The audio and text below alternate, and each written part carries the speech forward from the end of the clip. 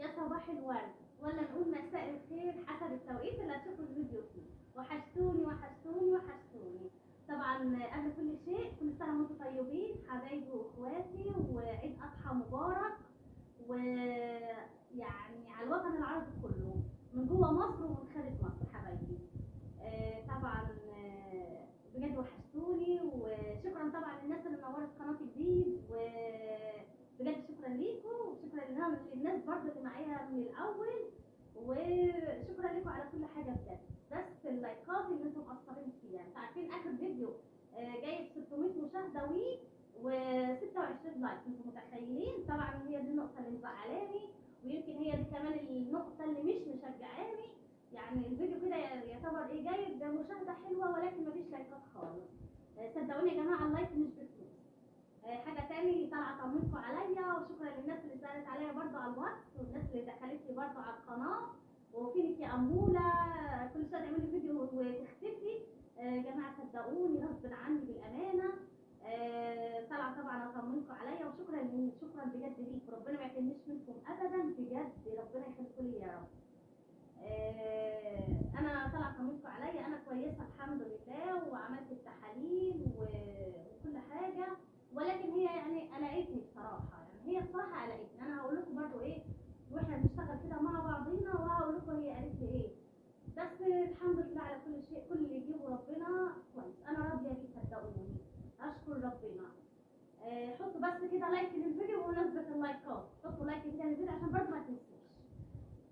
طبعا الناس اللي نورت قناتي على راسي، شكرا لكم. بصوا بقى انا مش ما عنديش مواعين كتير، ومش هصبل معاكم كل المواعين، يعني انا هصبل معاكم كده يعني دقيقه كده ولا دقيقتين، وبعد كده هكمل مع نفسي.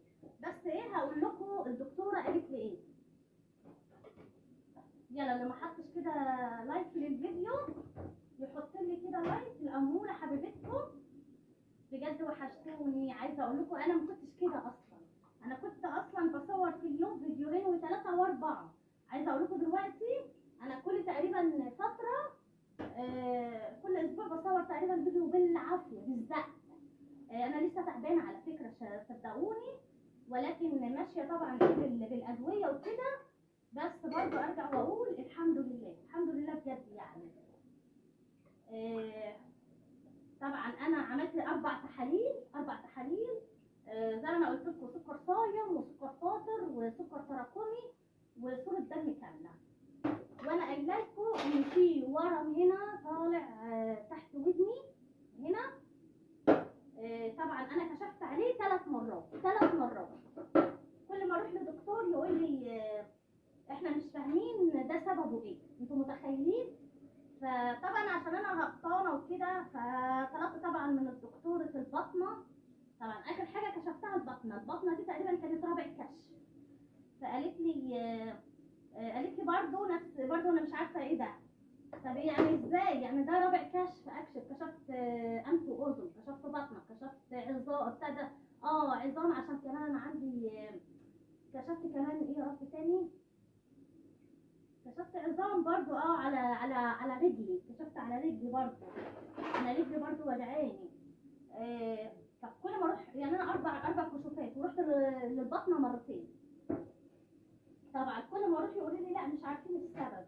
فرحت انا قايله للدكتوره طيب انا هقول لحضرتك يا دكتوره على حاجه، انا عندي هبوط على طول وحضرتك بتقولي لي ده ضعف، طيب ما ممكن انا اعمل انا شاكه يكون عندي السكر وكده. قالت لي لا انا مش شايفه كده. قلت لها لا معلش انا هعمل تحاليل سكر صايم وسكر فاتح، انا اللي طلبت مش هي اللي طلبت.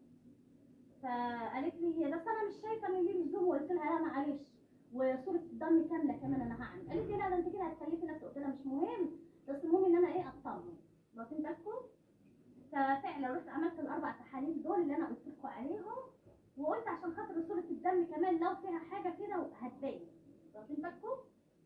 فطبعا عايزه اقول لكم مره وهي بتعمل لي التحاليل يا جماعه خضتني، بتقول لي الدم بتاعك اسود. فبقول لها اسود ازاي؟ قالت لي اهو. فقلت لها طيب ده يعني يا دكتوره؟ قالت لي كده خطر عليكي. قلت لها خطر ازاي يعني؟ ده من يعني انتوا متخيلين انا رايحه اعمل تحاليل عشان حاجه تظهر لي حاجه تاني؟ واخدين بالكم؟ فقالت لي انت بتقعدي جنب حد بيدخن كتير. قلت لها لا مفيش الكلام ده. قالت لي طيب انت متعرضه لتراب. لتراب ودخان. فعلا يا جماعه انا متعرضه هنا لتراب ودخان. فقلت لها ده يخلي الدم كده اسود. قالت لي اه ده خطر على الكلى على فكره. فقلت لها طب اعمل ايه؟ قالت لي حاولي تبعدي عن اي تراب او اي دخان. عايزه اقول لكم هنا بقى في المنطقه على طول يا جماعه قايدين في حاجات هنا في النخل، بيولعوا كده في النخل وانتوا عارفين طبعا انا هنا متعرضه للتراب على طول على طول. بنضف فوق بنضف تحت الطيور. يعني عايزه اقول لكم برضو ايه، فانا مش عارفه اعمل ايه بصراحه. فقلقتني بصراحه. فقولوا لي انتوا انا اعمل ايه؟ انا كده هضطر ان انا لما اجي اكنس تحت الطيور او اكنس السلم او اتعرض لاي تراب اضطر ان انا البس كمامه. وانا فعلا ناس كتيره منكم لما كنت بعمل كده والدنيا تعفر تراب وفي الرطونات وكده كانوا يقولوا لي امل البسي كمامه. ما يعني ما صدقت، يعني ما سمعتش كلامكم بصراحه. يعني ما سمعتش كلامكم وعملت بيه غير دلوقتي. فاشكر ربنا. اما التحاليل الحمد لله طلعت كويسه، بس اللي عندي ده يعني قله غذاء قالت لي مع المجهود فبتحرقي الاكل اللي انت بتاكليه او انت بتحرقي اكتر ما بتاكلي. واخدين بالكم؟